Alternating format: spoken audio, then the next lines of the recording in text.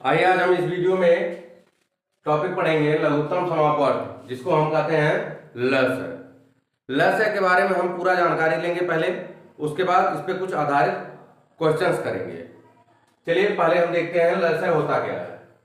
दो या दो से अधिक दी हुई संख्याओं के सबसे छोटे गुणज, गुणनखंड नहीं है, यह गुणज है, को दी गई संख्याओं का लस कहते हैं। अब गुणज क्या होता है? गुणज के बारे में हमने आपको बता दिया है कि जिस तरीके से पहाड़ा टेबल जो होता है उसको पढ़ा जाता है तो वही उसका गुणज होता है। एक बार किसी संख्या, कोई संख्या दी गई है तो उसको एक बार गुणा करेंगे, फिर दो बार गुणा करेंगे, फिर तीन बार गुणा करेंगे। इस तरीके से जैसे दो का है दो, तो दो का एक में गुणा करेंगे, दो एक अन्नम दो, दो दूना चार, दो तीन छह, इस तरीके से करेंगे तो ये गुणज होता है। तो जो सबसे छोटा गुणज होता है वही उन संख्याओं का लस होता है। चलिए लस ज्ञात करने की तीन विधियां होती हैं, इनको देख लेते हैं कि कैसे कैसे लस ज्ञात किया जाता है, कौन कौन सी विधियां इसकी हैं। इसकी पहली विधि है उभयनिष्ठ गुणज विधि।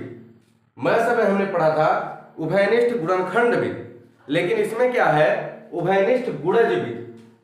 जब हमने आपको गुणनखंड बताया था और गुणज बताया था तो उसमें हमने गुणनखंड और गुणज में अंतर बता दिया था इसके पहले वाले वीडियो में।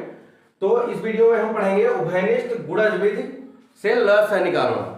कैसे हम उभयनिष्ठ गुणज विधि से लस निकालेंगे ये देखते हैं। सर्वप्रथम दी गई संख्याओं के गुणज ज्ञात करते हैं। सबसे पहले हम क्या करेंगे, जो दी गई संख्याएं रहेंगी उनका गुणज निकाल लेंगे। हमने कैसे बताया है कि दो का एक तरह से टेबल कर सकते हैं, दो दूना चार, दो तिया छह, दो चौके आठ, इस तरीके से करेंगे तो इनका गुणज निकाल लेंगे अलग अलग। और फिर क्या करना है, संख्याओं के उभयनिष्ठ गुणज लिखना है। अब उभयनिष्ठ गुणज मतलब क्या होगा कि जितनी भी संख्याएं रहेंगी उसमें देखेंगे कि कौन से गुणज जो है तीनों में मिल रहे हैं, यानी कि कॉमन आ रहे हैं, तो उनको लिख लेना है। अब सबसे छोटा उभयनिष्ठ गुणज जो होगा वही उन संख्याओं का लस होगा। मान लीजिए कि उदाहरण में यहां दिया है 3, 4 और 12 का लस ज्ञात कीजिए। कैसे ज्ञात करना है, हम पढ़ रहे हैं पहला नंबर उभयनिष्ठ गुणज विधि से। तो उभयनिष्ठ गुणज विधि से इसको ज्ञात करने के लिए पहले हमको क्या करना है, 3 का गुणज निकालना है, फिर 4 का, फिर 12 का, तीनों का अलग अलग गुणज निकाल लेना। 3 का गुणज निकालेंगे तो 3 दूना 6, 3 त्रिका 9, 3 चौके 12, 3 पचे 15, 3 छह 18, इस तरीके से 3 हम 30 तक निकाल लेंगे। फिर 4 का भी गुणज निकालेंगे तो 4 के 4, 4 दूनी 8, 4 तिया 12, 4 चौके 16, 4 पचे 20, 4 छह 24, 4 दहम 40 तक इसको भी ऐसे निकाल लेंगे। 4 सते 28, 4 आठे 32, 4 नौ 36, 4 दहम 40 हो जाएगा। फिर 12 के गुणज, तो 12 का गुणज निकालेंगे तो 12 के 12, 12 दूनी 24, 12 तिया 36, 12 चौके 48। एक चीज ध्यान दीजिएगा, यहाँ हम 30 तक ले गए हैं, यहाँ 40 तक, ये 48 हो गया। तो इससे ज्यादा ले जाने की जरूरत नहीं है, क्योंकि यहाँ हम 40 तक ले गए हैं तो उसमें उभयनिष्ठ हमको निकालना है, तो हम ये 48 मैक्सिमम चले गए। इस तरीके से आगे भी बढ़ा सकते हैं, कोई दिक्कत नहीं है। अब देखिए 3, 4 और 12 के उभयनिष्ठ गुणज लिखेंगे तो उभयनिष्ठ देखिए यहाँ क्या है, 3, 6, 9, 12, 12 यहाँ है, 4, 8, 12, 12 मिल रहा है, 12 का तो 12 ही है। फिर आगे बढ़ते हैं 15, 18, 21, 24, 24 है, यहाँ 15, 18 कुछ नहीं है, यहाँ देखिए 24 मिल रहा है और इसमें भी 24 मिल रहा है। ये 12 जो है तीनों में मिल रहा है और 24 भी तीनों में उभयनिष्ठ मिल रहा है। और जब तीनों में मिलेगा तो वो क्या होगा, उभयनिष्ठ हो जाएगा। उभयनिष्ठ गुणज लिखेंगे तो ये 12 और 24 है। ये 3, 4 और 12 के उभयनिष्ठ गुणज का क्या होंगे, 12 होंगे और 24 होंगे। जब 12 और 24 उभयनिष्ठ गुणज निकल गए, अब इसमें करना क्या है, लेकिन 12 सबसे छोटा गुणज है और यहां हमने देखिए बताया है कि सबसे छोटा उभयनिष्ठ गुणज ही लस होता है। तो जो इसका सबसे छोटा गुणज होगा ये 12, वही क्या होगा, लस बराबर 12 हो जाएगा। यानी कि इसका 3, 4 और 12 का लस जो होगा वो क्या आएगा, 12 आएगा। तो इस तरीके से हम उभयनिष्ठ गुणज विधि को निकालते हैं। फिर दूसरा नंबर देख लेते हैं। दूसरा नंबर क्या है,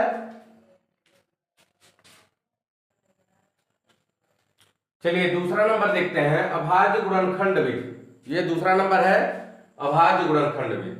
अब अभाज्य गुणनखंड विधि में लसागु कैसे निकालते हैं ये देखते हैं।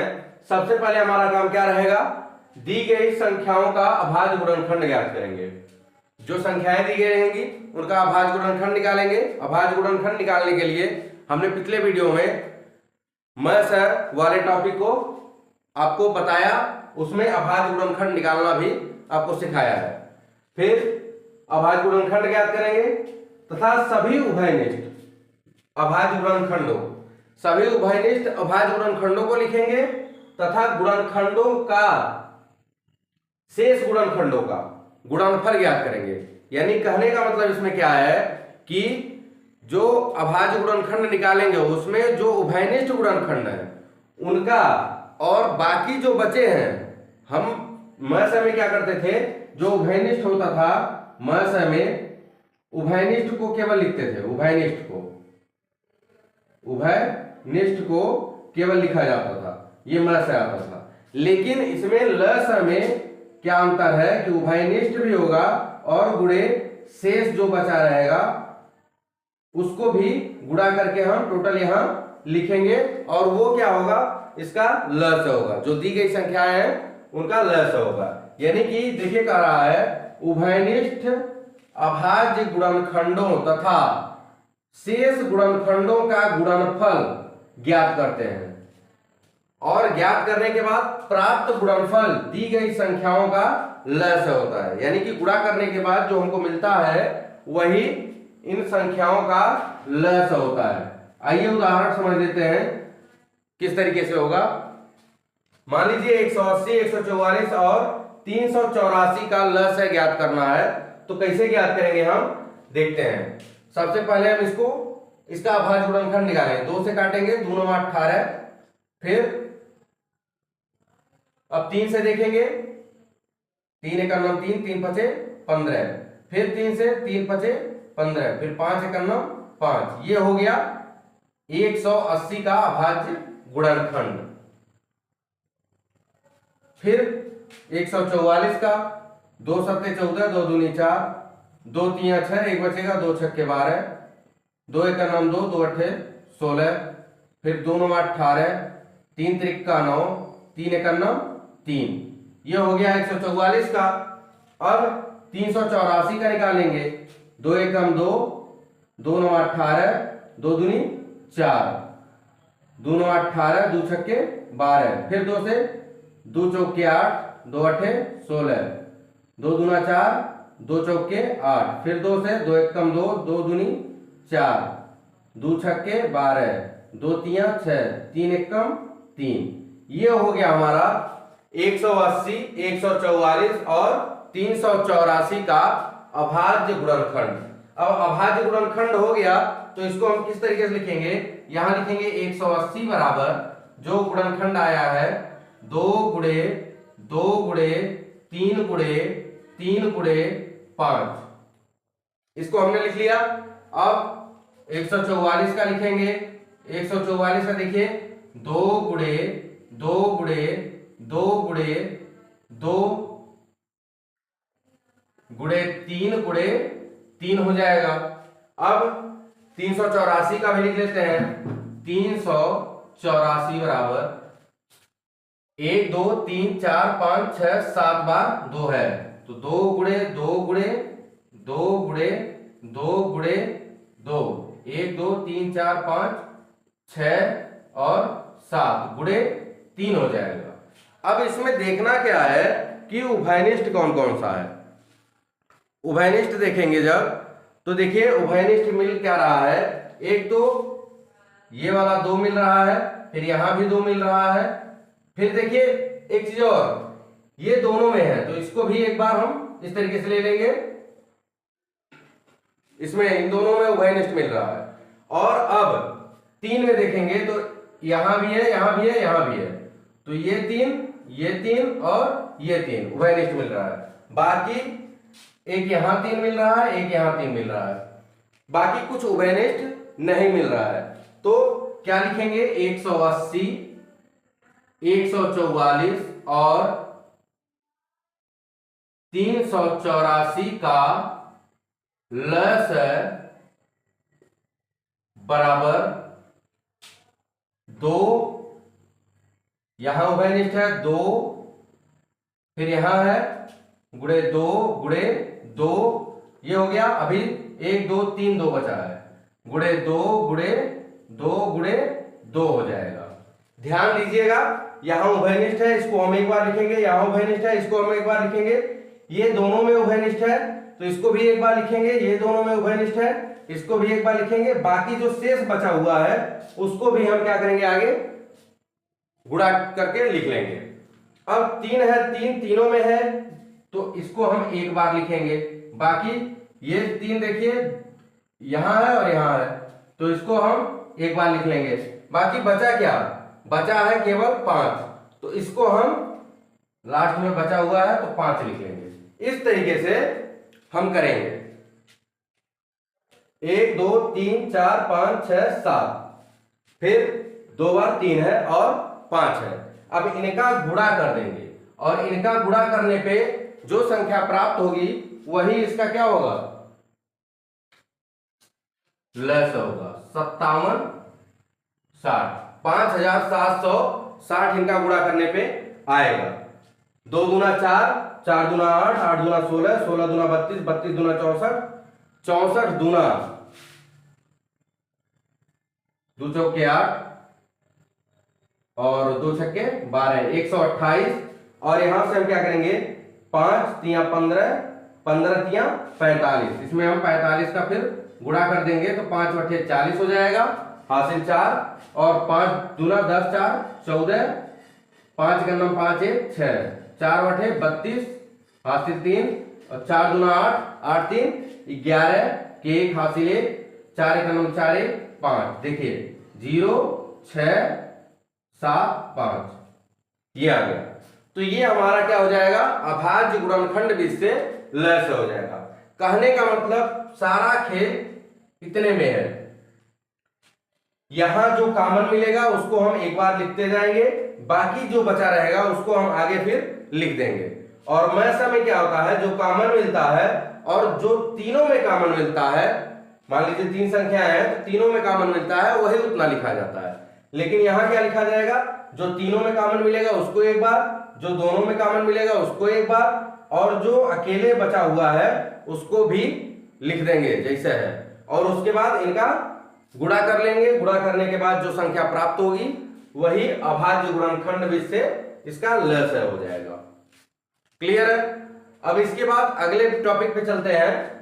जो तीसरा नंबर है, तीसरी विधि है, उसको भी हम जान लेते हैं कि कैसे उसको निकाला जाता है।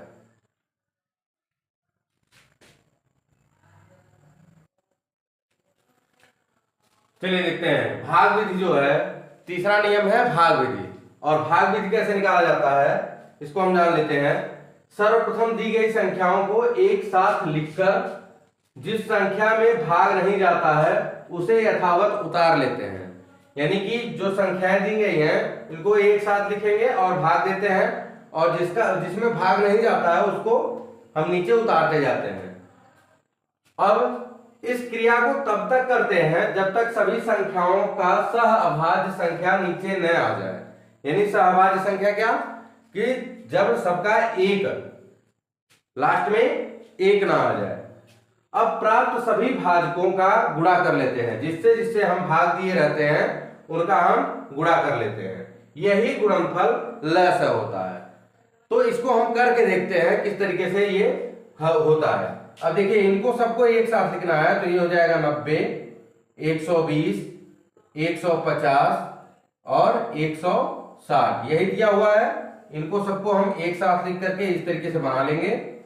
बनाने के बाद देखेंगे कि यहां कितनी संख्या है, 1 2 3 4, चारों संख्याओं में हम एक ही संख्या से भाग देते हैं। और सबसे पहले ये चेक करते हैं कि ये कटेगा किससे। तो ये जो है यहाँ 0, यहाँ 0, यहाँ 0, यहाँ 0, सबसे छोटी संख्या से हम शुरू करते हैं। तो सबसे छोटी संख्या तो 1, लेकिन 1 से तो सभी कटेंगे, ये 1 आना चाहिए नीचे। अब इसके बाद 2, तो 2 ये भी कट जाएगा 2 से, ये भी, ये भी, ये भी। एक भी संख्या अगर कट रही है तो हम उसको काटेंगे, बाकी अगर नहीं कटने वाला है तो उसको हम नीचे उतारते जाएंगे। चलिए देखते हैं कैसे।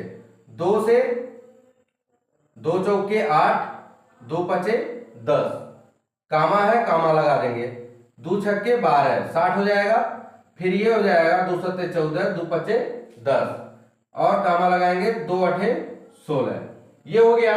अभी देखिए ये 2 से नहीं कटेगा, ये 2 से नहीं कटेगा, लेकिन ये दोनों 2 से कट जाएंगे क्योंकि इनके इकाई अंक क्या है, 0 है। फिर 2 से काटेंगे। 45 नहीं कटेगा, 45 को उतार लेंगे। ये हो जाएगा 2 तिया 6। ये 75 नहीं कटेगा, इसको भी उतार लीजिए। अभी हमने बताया है कि जिस संख्या में भाग नहीं जाता उसे यथावत उतार लेते हैं। देखिए भाग नहीं जा रहा है तो उतार लीजिए। ये हो जाएगा 2 चौके 8, 40 हो जाएगा। फिर काटेंगे 2 से। 45 फिर नहीं कटेगा, 2 एक कम 2, 2 पचे 10। 75 नहीं कटेगा, 2 दूना 4। अभी हमने बताया है यहां पे कि अगर एक संख्या भी कटने वाली है 2 से या 3, जिस भी संख्या से हम काट रहे हैं, एक संख्या भी कट रही है तो बाकी की संख्याएं हम उतार लेंगे, उसको हम पहले सॉल्व करेंगे। तो ये हो जाएगा 2। तो यहां 45, 15 नहीं कटेगा तो 15 भी उतार लेंगे। 75 नहीं कटेगा तो 75 उतार लेंगे। यहां हो जाएगा 10। अभी भी 2 से ये 10 कटेगा, तो जैसा है वैसे हम इसको उतार लेंगे और यहां लिखेंगे 2 पचे 10। अब देखिए ये 4 संख्याएं हैं, चारों संख्याएं 2 से कोई भी नहीं कटने वाली हैं। तो आगे बढ़ते हैं, अब 3 से देखते हैं। तो 3 से देखेंगे, जब 3 यहां होगा तो 3 एक नाम 3, 3 पचे 15। फिर 15 को काटेंगे तो 3 से कट जाएगा, 3 पचे 15 और 3 दूना 6, 3 पचे 15। ये हो गया। 5 नहीं कटेगा तो उतार लेंगे। फिर देखिए 3 से 15 कट जाएगा तो 15 कट जाएगा। 3 से आगे बढ़ेंगे, 3 पचे 15। ये 5 नहीं कटेगा, उतार लेंगे। 25 नहीं कटेगा, उतार लेंगे। 5 नहीं कटेगा, उतार लेंगे। सॉरी, यहां 5 नहीं है, यहां 3 है। अब क्या करेंगे, देखिए ये 3 से चारों संख्याएं नहीं कटने वाली हैं। अब किससे कटेंगी, तो आगे बढ़ते हैं। 4 से नहीं कटेंगी, 4 से अगर कटना होता तो 2 से कट गई होती। तो 5 से कटेंगी। 5 एक अन्नम 5, 5 एक अन्नम 5, 5 पचे 25, 5 एक अन्नम 5। अब देखिए इनका तीनों का एक आ गया, लेकिन अभी सबका एक नहीं आया है। सबका एक जब तक नहीं आएगा तब तक हम ये क्रम आगे बढ़ाते रहेंगे। तो ये 5 से फिर करेंगे तो ये हो जाएगा 1, 1, यहां भी 1 हो जाएगा और यहां भी। अब चारों एक आ गए। अब चारों एक आने के बाद कह रहा है अब प्राप्त सभी भाजकों का गुणा कर लेते हैं। प्राप्त सभी भाजकों का, जिससे हम भाग दिए हैं, उनका हम क्या करेंगे, गुणा कर लेंगे। यहां आप यहां करेंगे, हम यहां करके दिखा दे रहे हैं। 2 गुणे कितनी बार है, 1 2 3 4 5, 5 बार 2 है। 2 गुणे 2 गुणे 2 गुणे 2 बार 3, 2 बार 5, 3 गुणे 3 गुणे 5 गुणे 5। अब इसका जब हम गुणा कर लेंगे, जो आएगा वही इसका लस हो जाएगा। तो 5 दूना 10, 5 दूना 10, यहां 10 हो गया। 10 दाएं 100, 100 दूना 200, 200 दूना 400, 400 दूना 800, 800 और 800 में 9 का गुणा करेंगे तो 8 9 72, 100। ये आ जाएगा हमारा क्या, लस। तो 90, 120, 150 और 160 का भागवित से लस है, कितना आएगा, 7200। ये हो गया हमारा भागवित। इस तरीके से अभाज्य गुणनखंड विधि में हम अलग अलग निकालते हैं और भाग विधि में इकट्ठा करके सबको तब निकाला जाता है। तो ये हो गए लघुत्तम समापवर्त निकालने के 3 नियम, यानी 3 विधियां। अब इन 3 विधियों पे हम कुछ क्वेश्चन सॉल्व करेंगे, कुछ क्वेश्चन अभी सॉल्व करेंगे और कुछ क्वेश्चन अगले पार्ट में सॉल्व करेंगे। तो चलिए देखते हैं।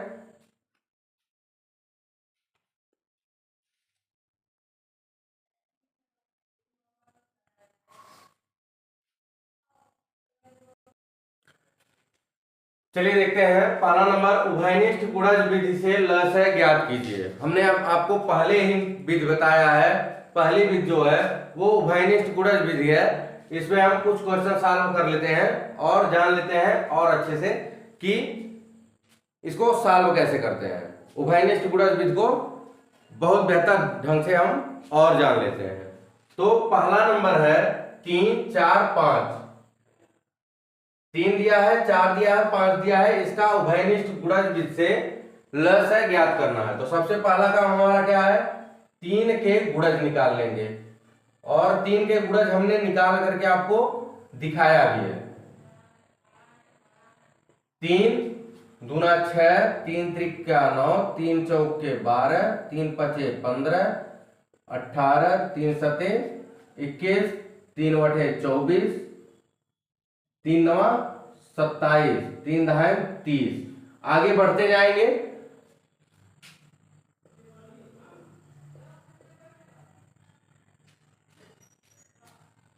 इसको डैश डैश करके यहां 60 तक भी जा सकते हैं।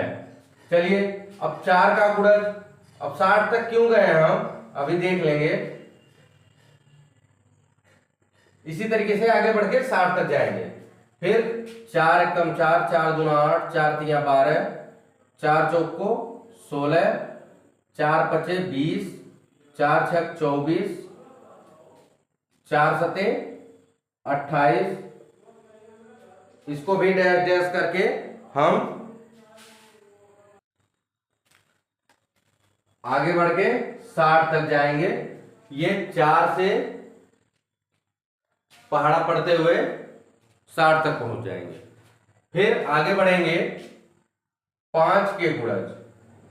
अब ऐसा करने की हमको जरूरत क्यों पड़ी है इतना ज्यादा आगे जाने की, ये हम बताएंगे। 5 एकम 5, 5 दूना 10, 5 तिया 15, 5 चौके 20, 5 पचे 25, 5 छक्के 30। इस तरीके से 12 पचे 60 होता है। ये हो गया। अब देखिए 60 है, 60 लास्ट में सबके आ रहा है। इसके भी टेबल आगे बढ़ते जाएंगे तो 60 आएगा। इसमें भी 15 चौके 60 होता है, 20 तिया 60 होता है और 12 पचे 60 होता है। अब ऐसा करने की हमको जरूरत क्यों पड़ी है, क्योंकि यहां 3 है और यहां सम संख्या है, यहां विषम संख्या है। सम संख्या और विषम संख्या है और इसका गुणज जो है 5 5 का अंतर है। देखना क्या है कि तीनों में उभयनिष्ठ मिलना चाहिए। तो सबसे पहले हम 3 6 9 12, 12 यहां मिल रहा है, इसमें भी मिल रहा है, इसमें भी मिल रहा है, लेकिन इसमें 12 आने का कोई चांस नहीं है। फिर इसी तरीके से 24 यहां मिल रहा है, यहां भी 24 मिल रहा है, इसमें 24 आने का कोई चांस नहीं है। अब यहां 30 मिल रहा है, यहां 30 मिल रहा है, लेकिन 4 के टेबल में कहीं 30 नहीं मिलने वाला है। तो हमको वहां तक जाना है कि तीनों में उभयनिष्ठ मिले। तो 60 जो है वो तीनों में उभयनिष्ठ मिलेगा, उसके पहले कोई भी संख्या तीनों में उभयनिष्ठ नहीं मिलेगी। तो 3 4 और 5, 3 4 और 5 जो दिया है, इनका जो उभयनिष्ठ गुणज है का उभयनिष्ठ गुणज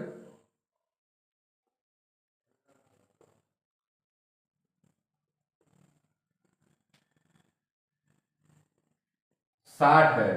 सबसे छोटा उभयनिष्ठ गुणज लेना है तो यहां से यहां तक चले गए, ये पहला उभयनिष्ठ गुणज मिल रहा है तो ये सबसे छोटा ही होगा। तो सबसे छोटा उभयनिष्ठ गुणज होगा इतने। 3 4 और 5 का यहां भी लिख सकते हैं अगर लिखना चाहें, सबसे छोटा उभयनिष्ठ गुणज इस तरीके से यहां लिखा जा सकता है। 60 है, अतः लस क्या होगा, लस बराबर 60 आ जाएगा।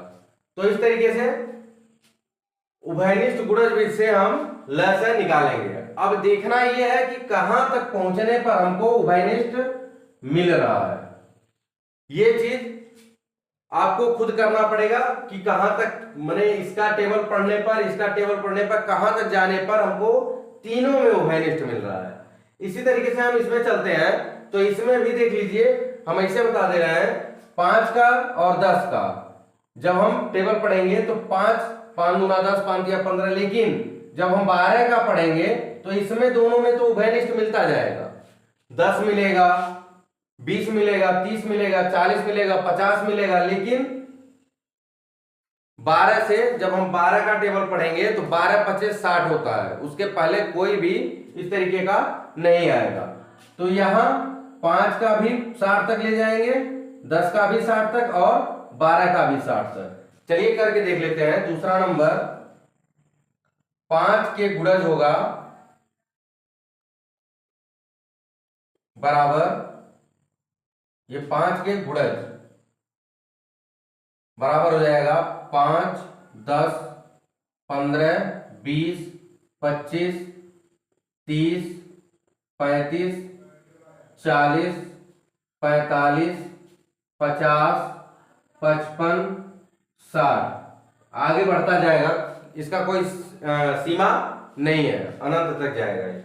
और इसी तरीके से 10 के गुणज हो जाएगा, 10 के गुणज, तो 10 के गुणज होगा 10 20 30 40 50 60, आगे बढ़ता जाएगा।